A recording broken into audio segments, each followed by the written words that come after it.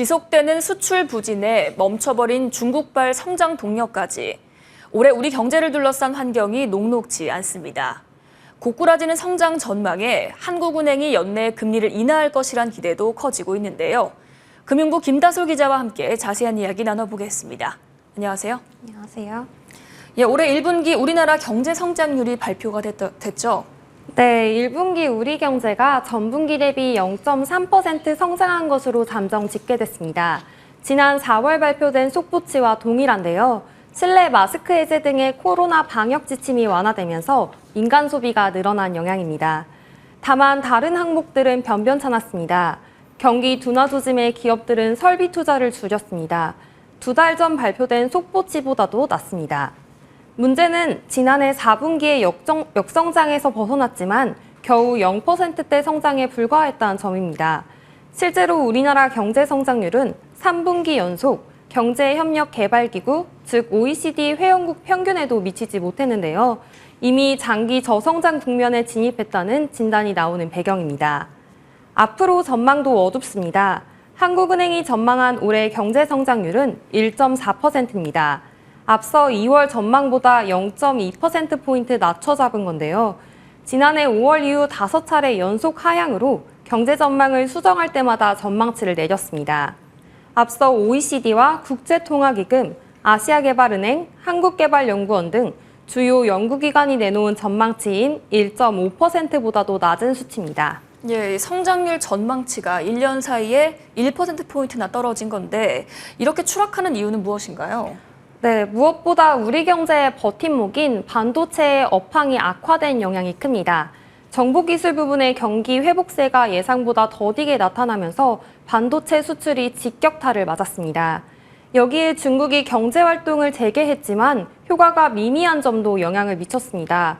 우리나라 최대 교역국인 중국으로의 수출이 좀처럼 회복되지 못하고 있는 데다 중국 관광객의 국내 유입도 부진한 상황입니다. 이러한 상황을 반영하듯 우리나라 무역 수지는 15개월째 적자 행진을 이어가고 있습니다. 쌓인 적자만 273억 달러입니다. 특히 전달 수출은 15.2% 감소했는데요. 8개월 연속 위축됐습니다.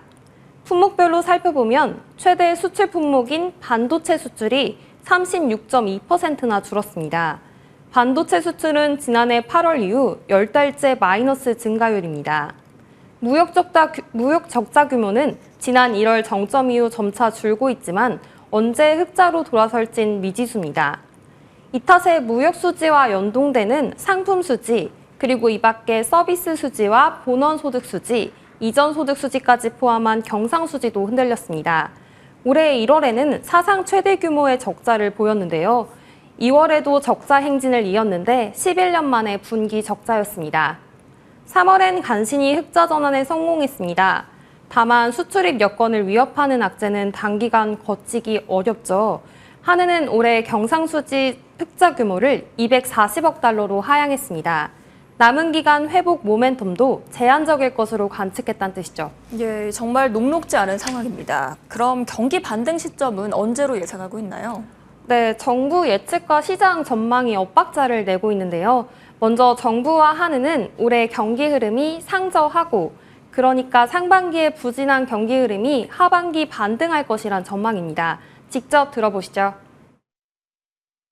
2, 4분기까지 상반기 정도까지는 이런 전년 동기 대비로 봤을 때 좀 부진한 흐름을 보이지 않을까 이렇게 생각을 하고 있습니다. 그리고 하반기에 가서 좀 이제 전년 동기 대비 성장률이 올라가면서 그 소위 말하는 그 상저하고의 그 흐름을 보이면서 반면 시장은 상저하저 혹은 상저하중 정도로 관측하고 있습니다. 상반기 경제 성장률이 예상보다 낮을 것으로 보이는 데다 하반기도 잿빛이기 때문입니다. 중국이 제로 코로나 정책에서 벗어났지만 이마저도 내수 중심이라 우리 경제에 미치는 효과는 제한적입니다. 뚜렷한 반등 시점을 예측하기 어려운 이유입니다. 실제로 한은은 중국 경제 회복이 지연되는 등 최악의 시나리오에서는 성장률이 1.1%까지 떨어질 수 있다고 관측했는데요. 중국의 성장 동력이 강화되는 등의 최선의 경우에도 1.6% 성장에 그친다고 내다봤습니다. 전문가 의견 들어보시죠. 상저하고의 전제 조건들이 이렇게 충분하게 작동을 안 하는 것 같고요. 그러니까 뭐 중국 경제가 회복되면서 한국 수출이 많이 늘고 반도체도 회복이 많이 되고 뭐 이런 것들을 우리가 예상을 하고 있는 건데 이런 쪽이 좀 예상보다는 잘 안 올라오는 그런 면이 있거든요. 그래서 예, 이렇게 경기 부진이 지속이 되면 한은도 긴축 기조를 유지하기가 어려울 것 같은데요. 네, 맞습니다. 지난 2월과 4월 그리고 지난달 금융통화위원회에서 기준금리 동결을 결정할 때도 경기 위축에 대한 우려가 컸습니다. 한은이 통화정책을 펼 때 가장 중요하게 보는 게 물가죠. 최근 물가 오름세가 둔화되고 있는데 또 금리를 올려서 경기 위축 위험을 무릅쓸 이유가 없단 판단입니다. 전달 소비자 물가는 1년 새 3.3% 올랐습니다. 19개월 만에 최저치로 물가 오름세가 한풀 꺾였습니다. 지난해 물가 급등의 원인이었던 석유류 가격이 하락세를 이어가고 있고요. 요지부동하던 근원 물가도 하락세로 돌아섰습니다. 이르면 6월에는 물가 목표치인 2%대까지 낮아질 것이란 관측도 나옵니다. 한은은 앞으로 소비자 물가 상승률이 2%대로 낮아진 뒤에 연말 3% 내외를 기록할 것으로 밝혔습니다. 둔화된 물가와 세 차례 금리 동결에 시장에선 사실상 금리 인상이 끝났다는 평가도 나오고 있는데요. 연말쯤엔 금리가 내려갈 거란 기대감도 큽니다. 증권가에선 이르면 4분기에 금리가 인하될 수 있다는 전망이 속속 등장하고 있습니다. 하반기에 이제 만약 추경이라든지 이런 정책들이 더해진다라고 하게 되면 더더욱 이제 금리를 추가로 인상하는 상황보다는 반대의 상황이 더 가능성이 높다라고 생각을 하고 있고요. 4분기 정도, 그러니까 연말로 갈수록 어쨌든 긴축 완화, 금리 인하에 대한 기대감은 좀 더 커질 수 있다 이렇게 생각합니다.